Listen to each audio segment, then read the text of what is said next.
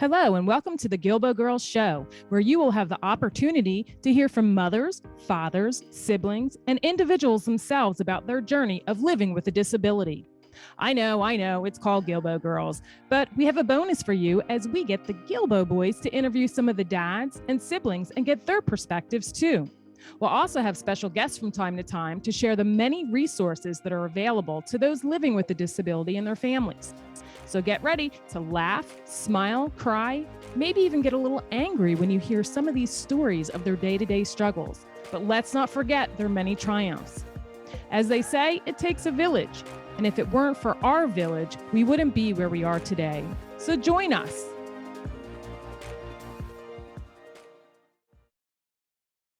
Hello, and welcome back to our last episode of season 1 of the Guilbault Girls. I'm your host, Karen Guilbault, and today's going to be a little bit different. It's actually going to be me sharing my story.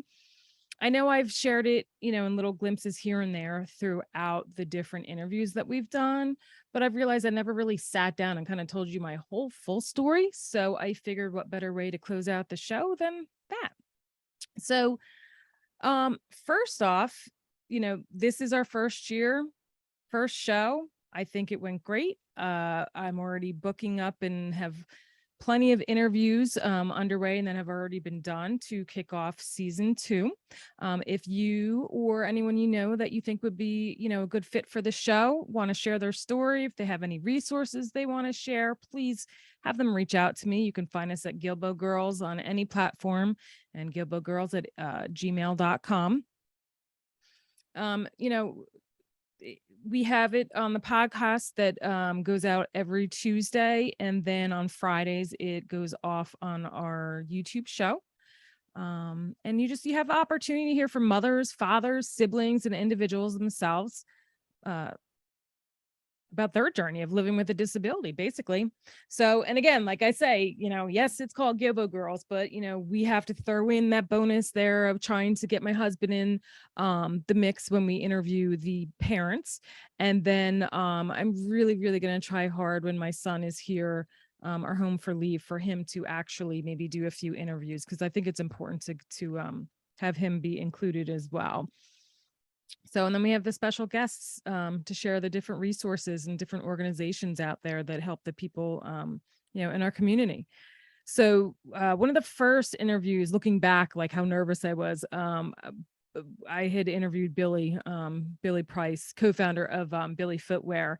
And we did 2 interviews with him, one on Billy Footwear and, how their focus is on the shoes that embodies universal design, meaning that they both appeal to and work for everyone, basically. So, and they're huge in the disability community to be able to get over the braces that the kids have to wear. So, and the other one was more on a personal level of him sharing his own story of how he fell from a 3-story window and became paralyzed. And what was powerful to him, when he said to me, everyone has a story. And this is why he appreciated being on my show, because it's important to talk about this stuff and create platforms for people to be able to share. We're not necessarily saying that this is the solution, but let's talk about the struggles, and together let's figure them out. And, we're all better for it. And, he couldn't have said it any better, and just the different emails and messages that I get, of how it's reaching people out there. I just think it's pretty awesome. So I'm going for round 2, season 2, coming up. So when I first started the show, I was worried about asking the wrong question or offending somebody, or maybe even going a little bit too deep. I think that's why I put starting the show off for so long, because I've been wanting to do this for several years, but I'm like, oh, excuse after excuse after excuse. I watched YouTube show after YouTube show of, showing you how to do it, what to do, questions to ask. I'm like, I know I have all that. And I just kept chalking up to, I'm not technical and I can't get my website off of the ground. And every time that I've asked people or offered to pay for people to, to help me, they say they help me, and then it didn't come through. And I'm like, oh my gosh. And then lo and behold, Faith had her documentary, and I got hooked up with 3 different podcasters, and 2 of them became like major mentors and friends. And they're like, just start it. And they mentored me, told me, what to do, how to do. And I couldn't have been happier to have been on their shows and close them out in season 1 with me, and share their stories and their podcasts as well. But it's so important to be able to show and share these stories, and share how you got through those tough times and share those resources. It's really about digging deep and sharing those vulnerable moments with others. When you tune into our show, be ready to laugh, smile, cry, maybe even get a little angry. Just don't get Jersey angry. You don't want to see me get Jersey angry. But when you hear some of these stories, of their day-to-day struggles, but you don't want to forget those many triumphs, because there's a lot. So my favorite quote is, "It takes a village to raise a child." This is an African proverb that means that an entire community of people must provide for and interact positively with children for those children to experience and grow in a safe and healthy environment. I have to say it, if it weren't for our village, we honestly would not be where we are today. And I consider those people in my village, you know, my family, and will be my family till the day I die, no matter what period of life, month, year, whatever they played a part in, with our journey. They will be family. So I encourage you to seek out our show and join our village by liking, subscribing, and sharing it to the masses. According to the Centers of Disease Control and Prevention, 1 in every 4 people in the US lives with a disability. So sharing really is important. Today, I'm going to share my story. I am a wife, a mother of 2 premature children, who are now 19. Faith is 19, and my son JD is 23. You would never know that my son had any issues by looking at him today. I had him at 28 weeks, and literally thought everything was fine, standing in my bathroom like, wait a minute, what's going on? I just peed. Sorry, Fitz, but that was real. And I'm like, what is going on? Well, my water broke. I was in the hospital for 5 days in Trendelenburg, and then his heart rate started going erratic. So then they induced me, and I had him. He was 2.5 pounds. He was in the NICU just under 2 months. And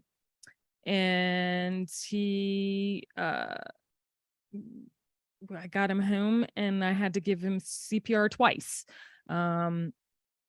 And the one time was horrific because I had to call 911. He had an abnormal suck. So when he was on lactulose, it was very thick. And that time he actually had choked on it. So I'm like, oh my gosh, he's turning blue. He's not breathing. So I had to like turn him over, and I was like smacking him and, doing that on his back. And then I turned him back over, gave him his breast, turned him back over, on with 911. And here comes the knock on my door. We lived in Florida at that time, and they're looking around, and I'm holding them, and I'm like, he's right here. They had gotten a call that it was a 70-year-old male that wasn't breathing. I'm like, oh, good God, are you serious? And I was home by myself. It scared the living bejesus out of me.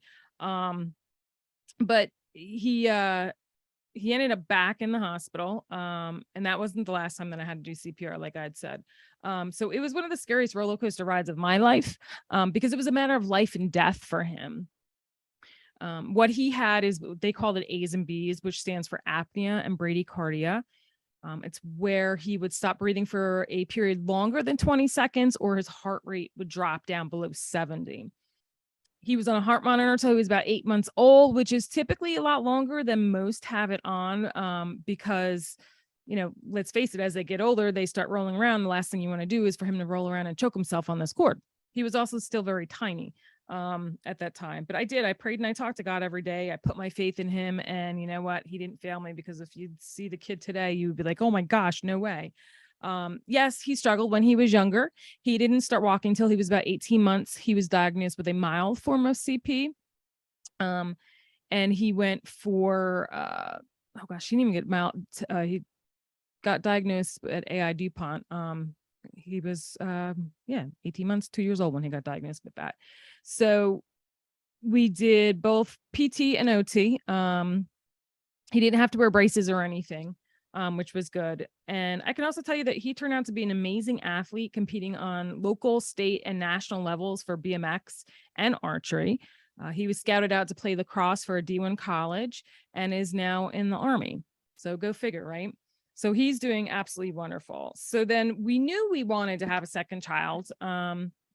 And we did. We held off for a few years. There was, 4-year age gap between them because I was scared.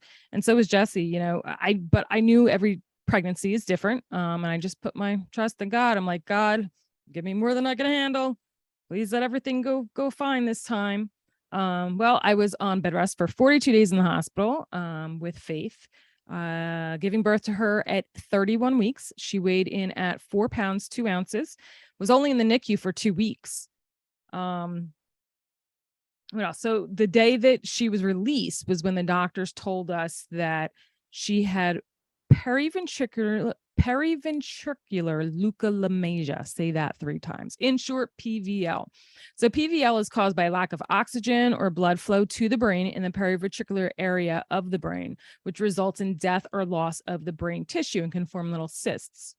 So again, depending upon, people with CP, it all depends upon where in the brain it affects you.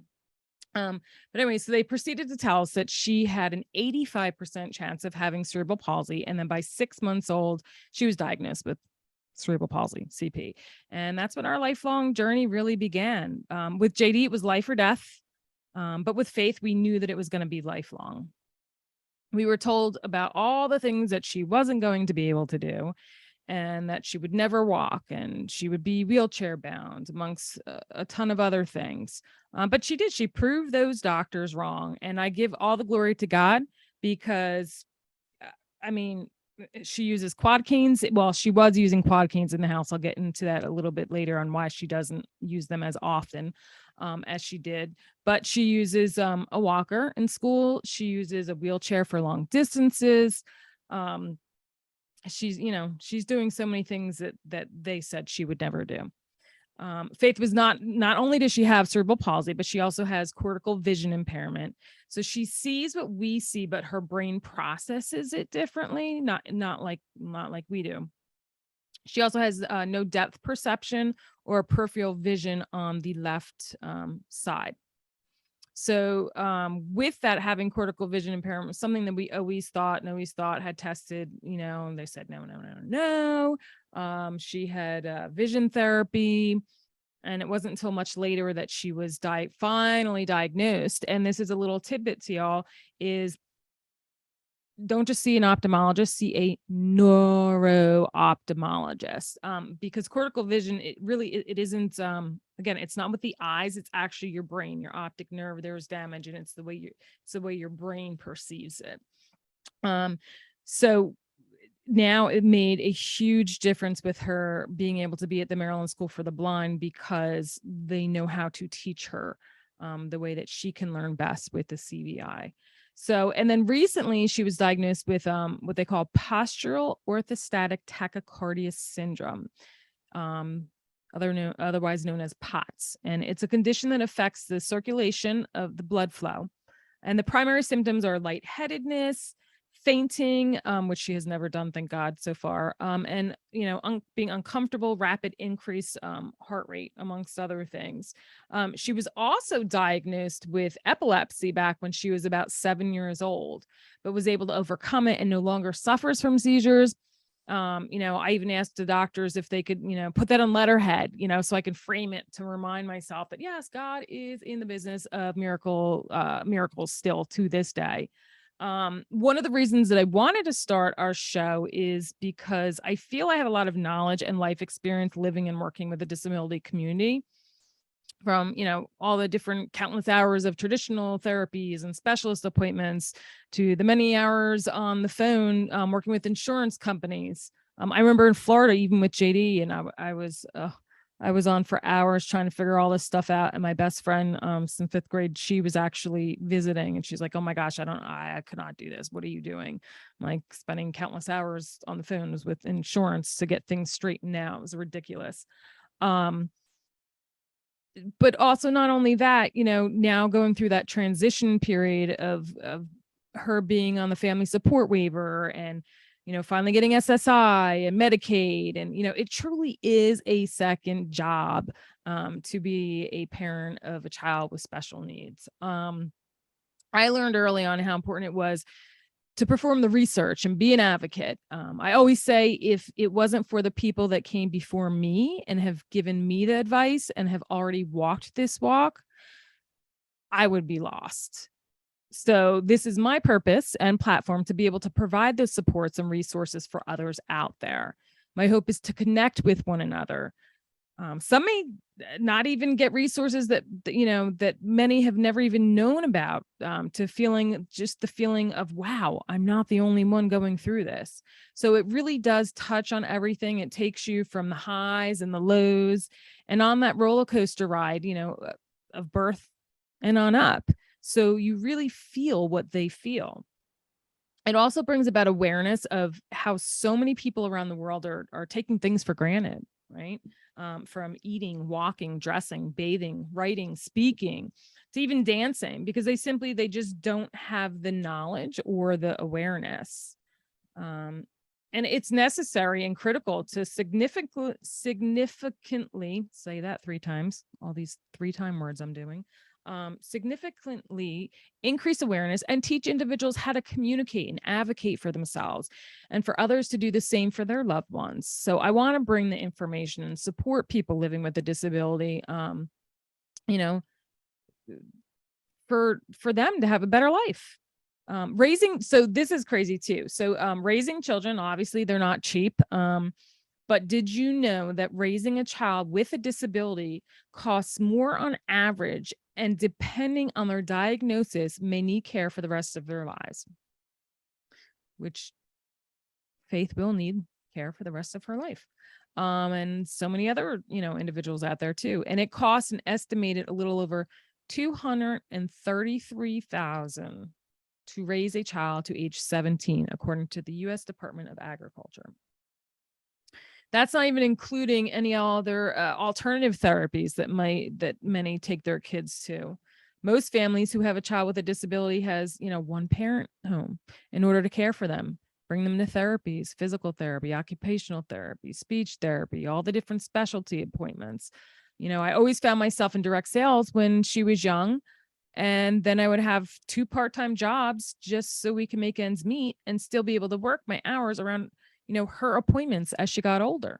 So I worked for the school for 8 years, in the kitchen as a lunch lady. And then I always did direct sales, or I worked in a salon one other time. So I always had to work 1 and 2 jobs to work around that schedule. And the school was perfect because at that time I had off during the summers. I had off, during the holidays, all the days that she had off, I had off.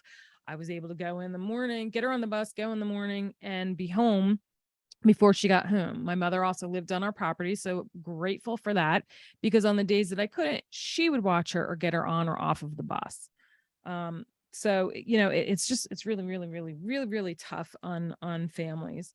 And I also I spend a lot of time researching, and I've raised close to $30,000 over the course of the years for Faith to attend many of these different alternative therapies. One of my goals is to also have families on to highlight these different alternative therapies and share what has worked and what has not worked for their child, how they raise the funds, what organizations are out there that you can, maybe apply for different grants in different states. And I've always been a multitasker. People literally have told me in the past that I've been called a jack of all trades. So I right now, actually, I work 1 full-time job. It's nice because now that Faith is older, um, I, I'm able to do that with her, with her going to the Maryland School for the Blind, because the days are longer, and now she actually is in the residential program 3 days a week. But I think I'll always have some side gig going on. Like, hello, now I'm doing the podcasting and the YouTube show. I'm always have something going on. I work for the ARC Northern Chesapeake region, which is a nonprofit organization that supports individuals living with intellectual and developmental disabilities out there in the community to live, work, and thrive. And I'm actually in the treatment foster care department. I'm the recruiter and admin there, and I've helped out with family support services as well.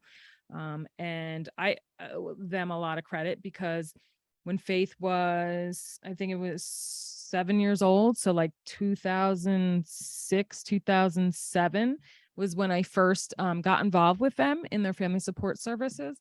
And, you know, I really, Faith probably would not be where she is today. Well, I know that if it wasn't for the help and guidance that I had through them. Um, so, but going back to Faith, she never let her disability hold her back from trying new things.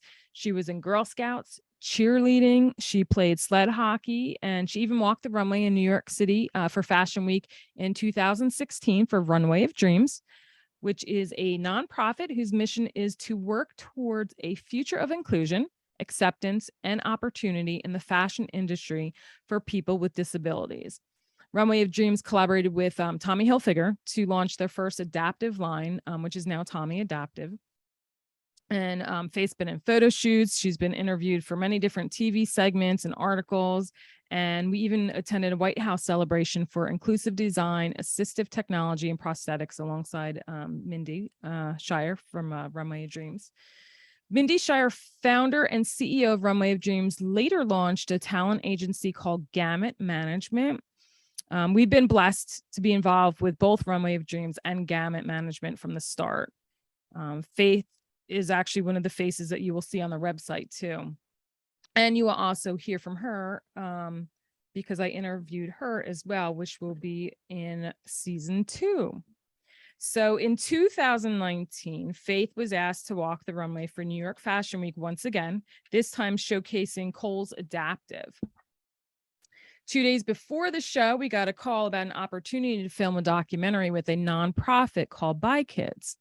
By Kids produce inspiring youth-created documentaries about pressing global issues to use as catalysts for empathy, connection, and change.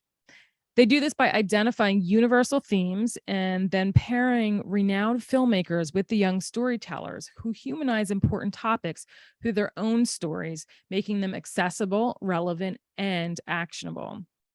By Kids partners with public television and education innovators to distribute the films and support materials for in-class and at-home learning. How awesome is that?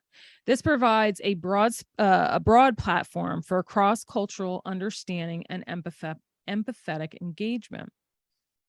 Face World is part of a series of 4 that has a reach of 84 million viewers through PBS. And the films, along with the school guides, go to half of the schools in America through Discovery Education. The belief is that one story can lead to understanding and change. This is one of the best experiences so far. We filmed 2 days in New York, capturing her walking the runway and interviewing Mindy. Then they came to our house and filmed for another, I don't know, 7, 8 days. It was just awesome. They became like family too. It actually aired April of 2021 on PBS. If you want to see it, you can just Google Faith's World PBS and it'll come up and you can watch it. So, and it shares a glimpse into her life of living with cerebral palsy, epilepsy at the time, which she no longer has, praise God, and cortical vision impairment. Her director mentor was Joyce Chopra, and she was just amazing. Faith even got a director's credit for it as well. It's gone on to be shown and has won several awards at different international film festivals, and has articles with the Scholastic magazine and the Malala Fund, just to name a few. It's pretty cool. She was also, so Faith was also a Best Buddies ambassador for the state of Maryland for 2 years. Then when COVID hit, everything kind of shut down, and then she kind of fell into this social anxiety and much of what our kids have fallen into and backed away. But she was also did during COVID, was on for a year on the National Advisory Board for Path to the Future through the WNet. So many people see her and they call her a movie star or a celebrity, or tell her she's famous. And she does not like that at all. She doesn't like the attention. And there was actually an interview that we did. Sorry, my eye is twitching. So if you're watching, you see me with my eye. She did an interview with Tokyo when her documentary was chosen to be shown at the Japan Prize. And there was a brilliant clip of her stating, "I don't want to be a celebrity. I want to be an advocator." And it was pretty cool because it even had the captions were in Japanese, but they put that little scroll round and round and round. "I don't want to be a celebrity. I want to be an advocator. I don't want to be a celebrity. I want to be an advocator." And I just think it's so powerful, because she knows no different. I don't think that she even realizes the scope of how many people that she actually has reached by her documentary, because it was just me, her, Jesse, and then we had Kat behind the camera, Sammy, one of the producers, and Joyce, the director, and Faith. I mean, doing our daily, everyday, daily, weekly things. So it wasn't anything new to us. So I think it was hard for her to wrap her head around it. But I believe it's a gift God gave her, just to be able to be an advocate for herself and others in the disability community. And if she didn't have her disability, she would have never had these amazing experiences or met half of the people that she's met. Let's face it. As for me, um, I've been a member and chaired our county special education citizens advisory committee. Well, not our county; it was the county we lived in Cecil County. We're now in Harford County, but I did that. And we worked both with the special ed education director and the team of professionals alongside the families. I had a seat on the Maryland State Planning Council on developmental disabilities that we had to get an appointed by the governor for that. And I've taken numerous classes and facilitated many, increasing knowledge of the rights and responsibilities for parents of children with disabilities. So, of course, my passion lies within helping others. And what better way than to create a show to highlight the disability community and their needs on an outstanding platform? So I need your help to help me spread it.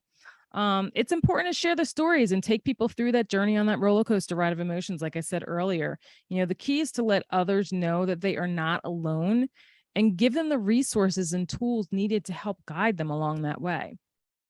Being at work 40 hours a week, along with taking care of Faith and housework, but we do get a 3-day break because she's at residential now. I've only committed to launching the 2 episodes a month, which fall on the 2nd and 4th week. In between there, so I also have my own business with I'm a My Intent maker. If you've ever heard of My Intent, look them up. They're fabulous. And I got a gift card for a My Intent bracelet from my senior director at work. I'm like, "What is this?" I looked at it. I'm like, "Oh, how cool is this?" They like hand stamp your word, a meaningful word. It's like a daily reminder, yada, yada, yada. And so I was trying to figure out what my word was going to be. So at first I said, "Okay, I think I'm going to choose you are enough or focus." So then my husband chimed in and he's like, "You know what? I think you should choose focus, because when you focus, you do amazing things." I'm like, "Oh my gosh, gotta love him." So that's what I chose. And then with that, Faith piped up and she's like, "Hey," she's like, "I want to choose one." I'm like, "Okay, what would you choose?" And she turned around and she said, "I choose fearless." And I said, "Okay, why?" And she said, "Because that's how I have to live my life every day to overcome the struggles of my disability," something to that array. But I was like, blown away. Like, "Oh my gosh, I love that." And then I was reading into it more and I saw how you can buy a kit and yada, yada. And then you can sell them, but you have to get your own business license. And so I went through the whole rigmarole. I'm like, "What am I going to do?" And I did it. So I got my sole proprietorship and started everything up, did great the first year. We went into the schools and we had Faith and her best buddy from the Best Buddies Ambassador Club go in, and they would kind of do an overview of the mission of what My Intent is, and we would pair the kids off into groups, and they would do little different exercises to help guide them to their word. And then what I would do is I would hand stamp their word, gift them that on either a keychain, bracelet, or necklace, and then they use those words to actually engage with others to make the sales, and then I would donate a portion back to the school, to the program. And it was something that I wanted to do because I thought that it would help Faith, because even though she couldn't hand stamp with the hammer, because it's literally a hammer and a stamp, um, she could certainly help with the workshops, which she did. She can certainly ink, which she inked several, and then she was kind of like had it everywhere, but then she would like to do it, and then she's like, no, I don't want to do it, and then she would do it. So after we hand stamp it, you just ink it, and they don't have to be like perfect in the lines, you just ink it, and then you let it sit, and then you polish it off. So that was like a perfect job for her, especially on the keychains, not so much on the corded bracelets if they were already like pre-done, because if it was like a lighter color, then the black ink would get all over it. But it was just something powerful, I think, for her to share other people's words, have them share them with her, be able to speak to it, and then kind of learn about the business aspect of it, if you will. And then with COVID, things kind of came to a halt. And then when I started the show, I'm like, this is awesome platform, because I'm going to gift all of my guests with a hand stamped meaningful word to them. And I will use that in between their interview episodes. So each week something comes out. You have their word. Okay, stay tuned and tune in for their full interview next week. And it's just, I don't know, it's just a powerful thing to have the positivity, to spread the positivity about. So that's where that, sorry, I went on a tangent to tell you all about that, but that's kind of where my intent came in. So yeah. So yeah, I had to get certified. And then I also I have ones that I stamped with Village. And then I have the little quote on there, on the little form that it comes with. So if anybody wanted to donate, they would receive a hand stamp token with the word Village on it in appreciation. And then those funds would go towards helping with the costs of running the podcast. So there will be episodes where my husband and I, interview parents, as you have seen if you've been listening, and myself and Faith interviewing the individuals. And right now I'm doing the sibling interviews, which I think are very powerful to have the siblings on, because they are not heard as often as they should be. And I don't think that there's enough support out there like there should be. Be nice to connect some of the siblings. There should be like a sibling like mentor program. But I feel I feel it's important. What else? So really just that's my story. That's my story, and I'm sticking to it. Biggest thing you could do is just tune into the podcast at the Guilbault Girls Show. Be sure to go over and subscribe to our Guilbault Girls YouTube channel, as well as Facebook. I don't do much on Instagram. I'm not 100% on Instagram. Don't really have the time to like figure out how to do it all. It can get confusing because I'm not very tech savvy. If there's anybody that, is looking for an internship for school, hint, hint, you can come help work on my marketing skills, and getting the word out on the different social media platforms. I would like to do TikTok too. I just right now don't have the time. Or, it's a lot, and the older you get, the harder it is to learn all these different social media platform thingies. So, but if you know anybody, again, you or anyone that you might know would be interested in being a guest on the show, please reach out to us on any of those platforms or email us. So I hope that you guys have enjoyed season 1. My plan is at the end of the year in November, each day I will air the words segment on Facebook. And then in December, I will air the actual interviews, because I know a lot of them with all those algorithms, how they work all crazy and stuff. This way I'll just upload it straight onto Facebook, and hopefully get more of a reach that way. So stay tuned for season 2. We have some great guests coming up. We have Mindy Shire from Runway of Dreams and Gamut. We have Alex Barone, who is an actor, a producer, a director, a mentor, an advocate. We have Dr. Paul Wachansky, who is a motivational speaker and an author that his book just released in November. Yes, I Can is the name of it. Make sure you go and look for it. We have another author who is living with D. Defada with multiple sclerosis. Also another inspirational speaker. We have Kennedy Krieger Sports. We have just a list that's just running. So just keep them coming. Keep subscribing and sharing. And I'm out. Peace out. Hope you had a great year. And I will see you in January to kick off season 2. Peace out. Thank you for joining us as we spread awareness through our personal stories and the many resources shared. You can help us by joining our village simply by sharing our show to the masses. If you would like to support the Guilbault Girls on another level, click on the link in the show notes to make a donation in any amount. Add your address and you'll receive a hand-stamped token with the word village on it in appreciation. Be sure to subscribe to our Guilbault Girls podcast and YouTube show, and don't forget to follow us on Facebook and Instagram at Guilbault Girls. Till next time.